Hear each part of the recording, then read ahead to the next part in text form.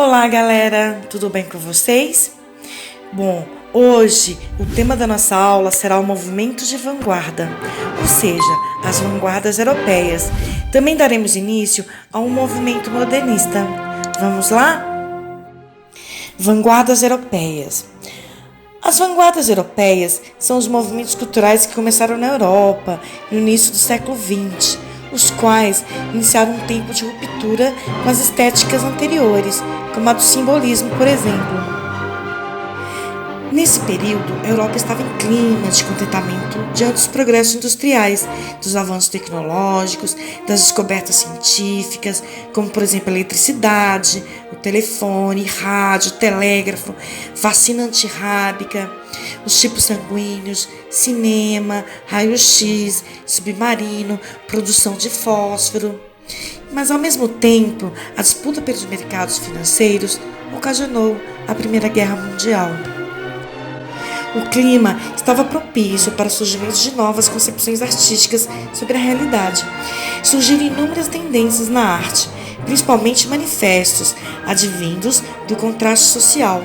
De um lado, a burguesia eufórica pela emergente economia industrial e, do outro lado, a marginalização e descontentamento da classe proletária e a intensificação do desemprego. E o Brasil, por sua vez, passou de escravocrata para mão de obra livre, da monarquia para a república. Os movimentos culturais desse período, responsáveis por uma série de manifestos, são o futurismo, o cubismo, o dadaísmo, o expressionismo e o surrealismo. Eles são chamados de vanguardas europeias. São chamados de vanguardas porque eles eram muito à frente do seu tempo. Eles eram completamente inovadores para a época, revolucionaram a arte e depois deles as artes tomaram um caminho completamente diferente. Por isso a arte feita até hoje só é do jeito que é por causa desses movimentos de vanguarda que guiam a arte até hoje. E europeias por terem origem na Europa. Futurismo.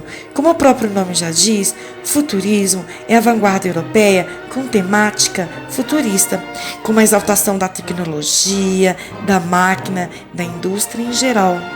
Esse movimento é responsável por mais de 30 manifestos, com a primeira publicada em 20 de fevereiro de 1909 pelo autor italiano Filippo Tommaso Marinetti.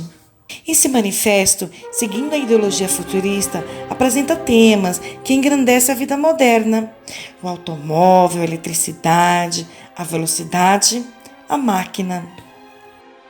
Os manifestos traziam um rompimento com a norma culta, com a gramática tradicional e apresentava versos livres e linguagem sem apego às normas. Um dos manifestos futuristas, chamado Manifesto Técnico da Literatura Futurista, propôs a destruição da sintaxe, a depreciação do adjetivo, advérbio e da pontuação. Por outro lado, apoiou a ideia de que os substantivos deveriam vir no texto ao acaso, conforme surgissem nos pensamentos. Os ideais futuristas chegaram ao Brasil através do escritor Oswald de Andrade, em sua viagem à Europa. Contudo, Andrade teve contato com o futurismo antes da adesão de Marinetti, que foi o principal divulgador dessa vanguarda. Oswald é, portanto, o escritor responsável pela introdução do ideário futurista no Brasil, porém com uma denotação mais suave do que o original europeu. Características do movimento futurista também podem ser encontradas na obra literária de Mário de Andrade. Cubismo. O cubismo surge com o pintor francês Paul Cézanne, que introduziu em suas obras a distorção nas formas e os formatos bidimensionais. Mas é em 1907 que o cubismo é retratado com maior ênfase nas pinturas do principal representante desse movimento, Pablo Picasso, ao lado de Georges Braque. O quadro de Picasso, intitulado pelo autor de Demoiselles d'Avignon, retrata e prenuncia as características cubistas: formatos geométricos, sensação de pintura escultural e a superposição de partes de um objeto sobre o mesmo plano. A pintura cubista destaca as formas geométricas como meio de expressão, cones, cilindros, esferas, pirâmide, prismas. Os formatos embasados na matemática geométrica possibilitam ao espectador a visualização espacial da imagem, ou seja, o objeto pode ser visto por ângulos diferentes. A visão cubista tem a função de ilustrar na arte a decomposição, fragmentação e recomposição da realidade através das estruturas geométricas. Os artistas cubistas trazem uma ruptura com a perspectiva de visualizar o mundo sob um só ângulo, uma só perspectiva. Então, o usufruto de colagens, montagens, a superposição de figuras, a simultaneidade são características marcantes dos cubistas. A literatura no cubismo também retratou a fragmentação, a geometrização da realidade por meio da linguagem. As palavras são soltas e são dispostas no papel a fim de conceber uma imagem. Na literatura brasileira, sua influência pode ser percebida por meio da leitura do livro Memórias Sentimentais de João Miramar, de Oswald de Andrade. Nas artes plásticas, nossa principal representante é Tarsila do Amaral. Dadaísmo, surgido em 1916 durante a Primeira Guerra Mundial, constitui um grito de revolta contra o capitalismo burguês e o mundo em guerra. Por isso, os dadaístas são contra as teorias e ordenações lógicas. A literatura tem como características a agressividade verbalizada, a desordem das palavras, a incoerência, a banalização da rima, da lógica, do raciocínio. Faz uso do nonsense, ou seja, da falta de sentido da linguagem. As palavras são dispostas conforme surgem no pensamento, a fim de ridicularizar o tradicionalismo. O próprio nome dadaísmo não tem significado nenhum. Provavelmente tem o intuito de remeter à linguagem da criança que ainda não fala. Um dos principais autores e também fundador do dadaísmo é o poeta romeno-francês Tristan Tzara, mas Marcel Duchamp é um dos principais representantes. No Brasil, o dadaísmo tem referência através do escritor Mário de Andrade, em seu livro Pauliceia Desvairada, no qual há um poema chamado Ode ao Burguês, permeado de deboche. Já no prefácio do livro, o autor recomenda que só deveriam ler o referido poema os leitores que soubessem urrar. Veja um trecho do poema. Ode ao burguês. Eu insulto o burguês níquel, o burguês, a digestão bem feita de São Paulo, o homem curva, o homem nádegas, o homem que, sendo francês, brasileiro e italiano, é sempre um cauteloso pouco a pouco. Eu insulto as aristocracias cautelosas, os barões lampiões, os condes joões, os duques urros, que vivem dentro de muros sem pulos e gemem sangues de alguns mil-réis fracos, para dizerem que as filhas da senhora falam francês e tocam os printempes com as unhas. Eu insulto o burguês funesto, o indigesto feijão com toucinho, dono das tradições. Fora os que algarismam os amanhãs. Olha a vida dos nossos setembros. Fará sol, choverá, arlequinal. Mas a chuva dos rosais, o êxtase fará sempre sol. Morte à gordura, morte às adiposidades cerebrais, morte ao burguês mensal, ao burguês cinema, ao burguês Tilbury, padaria suíça, morta-viva ao Adriano. Ai, filha, que te darei pelos teus anos? Um colar, conto e 500, mas nós morremos de fome. Expressionismo. Surgido na Alemanha em meados de 1905, o expressionismo foi um movimento artístico que buscava subverter a estética da época. O expressionismo valoriza aquilo que chama de expressão, a materialização criativa, na tela ou no papel, de imagens geradas no mundo interior do artista. Possui um caráter deveras subjetivo, irracional, pessimista e trágico, justamente por enfatizar as mazelas e os problemas do ser humano. O artista norueguês Edvard Munch é o precursor do expressionismo. Sua obra mais importante é O Grito, considerada uma das mais emblemáticas do movimento expressionista. Além dele, merecem destaque os artistas Paul Klee, Kandinsky, Modigliani e Van Gogh. Tendência artística que valorizava a subjetividade, o expressionismo surgiu no começo do século e foi representado por pintores alemães e franceses. Opondo-se à estética impressionista, os expressionistas preconizavam a arte como um elemento legítimo para a expressão dos sentimentos do artista. Surrealismo. Tal qual o expressionismo, o surrealismo preocupa-se com a sondagem do mundo interior, a liberação do consciente e a valorização do sonho. Esse fascínio pelo que transcende a realidade aproxima os surrealistas das ideias do psicanalista austríaco Sigmund Freud. Esta vanguarda surgiu após a Primeira Guerra na França, mais precisamente em 1924. Trouxe para a arte concepções freudianas relacionadas à psicanálise. Segundo esta vanguarda, a arte deve surgir do inconsciente, sem que haja interferências da razão. Trabalha frequentemente com elementos como a fantasia, o devaneio e a loucura. Artistas que merecem destaque: Max Ernst, Juan Miró, René Magritte e Salvador Dalí. A literatura e as artes plásticas brasileiras sofreram grande influência dessa vanguarda. Merecem destaque os escritores Oswald de Andrade e Mário de Andrade e os artistas plásticos Tarsila do Amaral, Ismael Neri e Cícero Dias. Agora daremos início à introdução do movimento modernista. Vamos lá? Contexto histórico. No começo do século XX, o progresso tecnológico, advindo do telégrafo, eletricidade, telefone, cinema, avião, as disputas das grandes potências por mercado de consumo, os movimentos políticos, a Primeira Guerra Mundial, o avanço da ciência, com Albert Einstein e sua teoria da relatividade, Sigmund Freud com a sua teoria da psicanálise, provocaram profundas mudanças e transformações na sociedade europeia, atingindo as artes em geral. Como é comum, pode-se ver nas artes um reflexo do comportamento do ser humano. Surgem então na Europa várias manifestações artísticas sob a denominação de movimentos de vanguarda. Esses diferentes movimentos tinham posições comuns em relação à arte: liberdade, interpretação pessoal da realidade, rebeldia, ruptura com estilos do passado e a busca de novas formas de expressão. Estes movimentos foram o futurismo, o cubismo, o dadaísmo, o surrealismo e o expressionismo.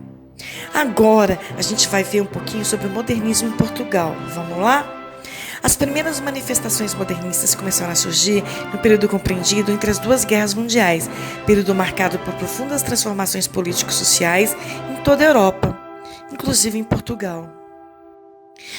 O modernismo português tem início em 1915, com o lançamento do primeiro número da revista Orfeu, revista que, inspirada pelos movimentos da vanguarda europeia, desejava romper com o convencionalismo, com as idealizações românticas, chocando a sociedade da época. Vários artistas participaram da elaboração da revista.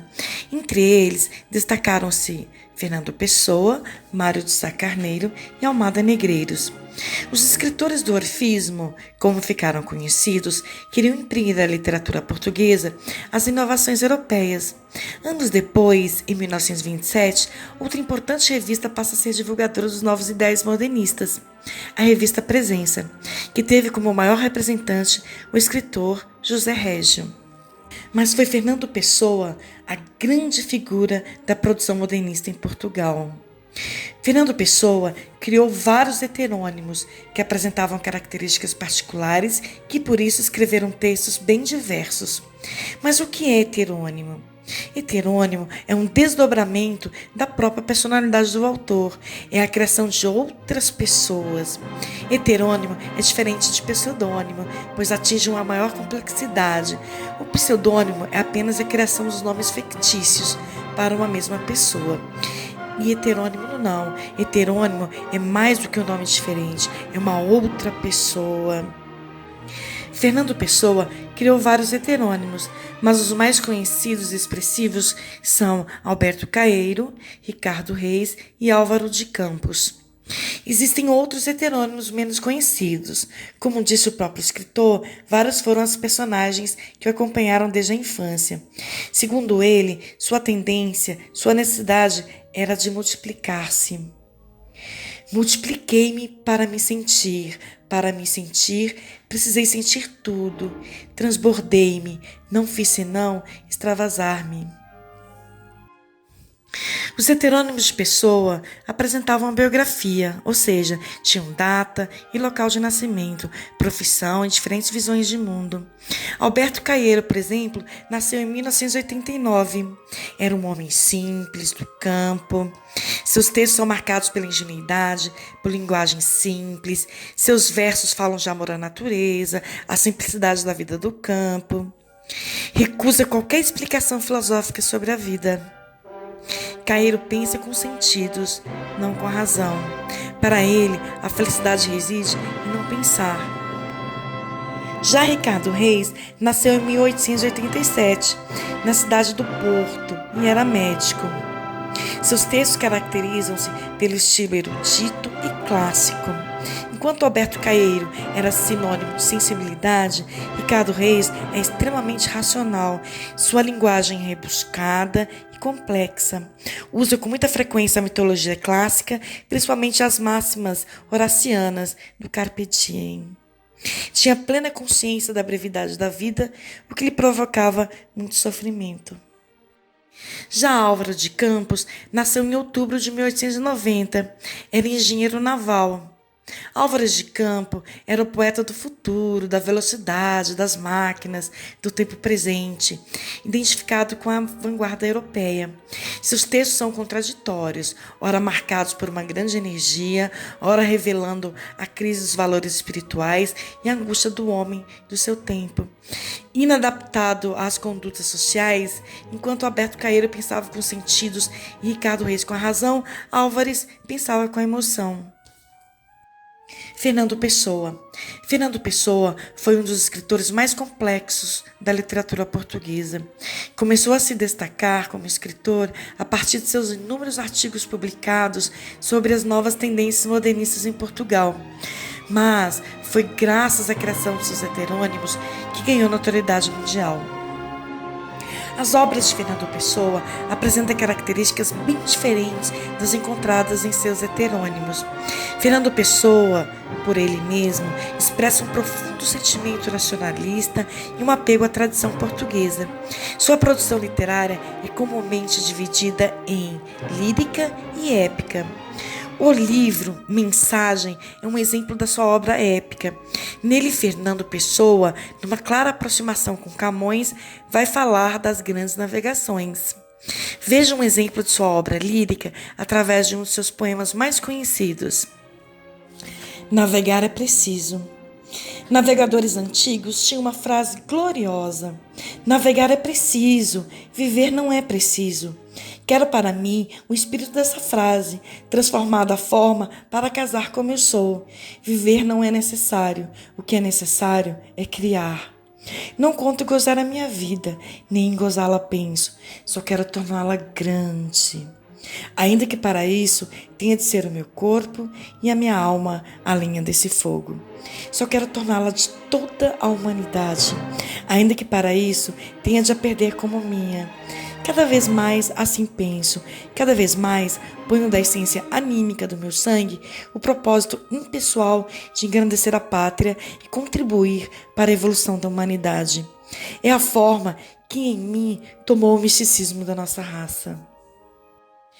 Por hoje é só, pessoal. Termino aqui com os versos da coletânea de poemas da obra O Guardador de Rebanhos, de uns heterônimos de Fernando Pessoa, Alberto Caeiro. Canto 7º. Da minha aldeia vejo quanto da terra se pode ver do universo. Por isso, a minha aldeia é tão grande como outra terra qualquer, porque eu sou do tamanho do que eu vejo e não do tamanho da minha altura.